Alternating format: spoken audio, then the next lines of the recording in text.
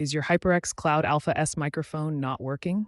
Most issues stem from software conflicts, not hardware failure. First, ensure the headset is correctly connected via USB or Bluetooth. Confirm it's set as the default input device in your Windows or macOS sound settings.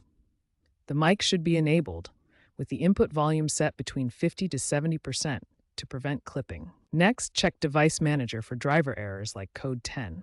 Update or reinstall the HyperX audio drivers or generic USB drivers. For Bluetooth connections, firmware updates found in HyperX's Ingenuity software can resolve connectivity bugs and latency issues. If problems persist, disable other audio devices to isolate the issue. If basic steps fail, try these advanced fixes. First, reinstall the HyperX Ingenuity software, which includes troubleshooting wizards and automatic driver updates. Windows users can run the Audio Troubleshooter or try restarting the audio service via command prompt using netstop audio sarv and netstart audio sarv. For static noise, adjust the mic boom angle and update the firmware to the latest version.